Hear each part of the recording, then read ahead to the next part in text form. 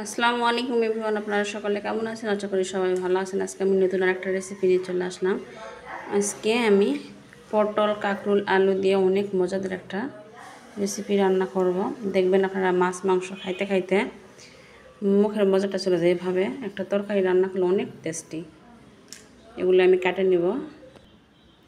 এই যে দেখুন, আমি আলু, পটল, কাঁকরোল একদম চিকন চিকন করে কাটে নিছি। কাটে ধুয়ে একদম পরিষ্কার করে নিছি। আমি একদম পোড়া পোড়া একটা তরকারি করব। দেখেন, এভাবে আপনারাও যদি রান্না করেন অনেক টেস্টি এবং মজা লাগবে। এখানে আমি কুচি করা পেঁয়াজ দিয়ে দিলাম, একটু বাটা মশলা, তারপরে এখানে আমি ধনিয়া গুঁড়া দিলাম, হলুদের গুঁড়া,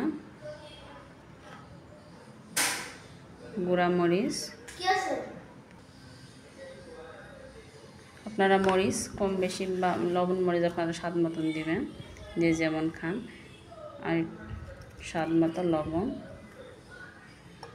আর সয়াবিন তেল, সাদা তেল, এটা আমি সুন্দর করে মাখিয়ে নিব।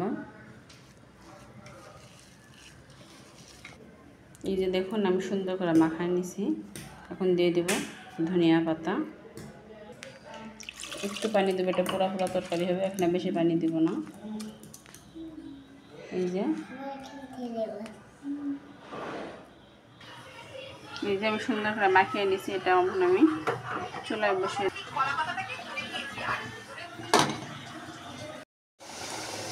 যে তরকারিটা একটু হয়ে আসতে আমি দিয়ে দিলাম ভাজা মাছ।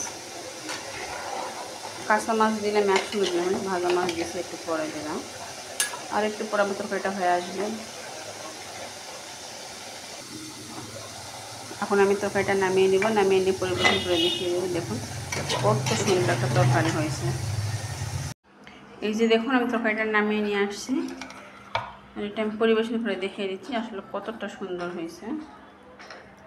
একদম একটা পোড়া পোড়া তরকারি। এভাবে আপনারা যদি মাছ ভাজে নিয়ে কাঁকরোল, আলু, পটল দিয়ে অনেক মজাদার একটা রেসিপি। আপনারা যদি রান্না করেন দেখবেন অনেক টেস্টি। আসলে এইভাবে রান্না করে যারা খাইছেন না তারা বুঝবেন না এটা কত টেস্ট। আমার রান্নাটা যদি আপনাদের কাছে ভালো লেগে থাকে তাহলে একটা লাইক, কমেন্ট আর শেয়ার করবেন।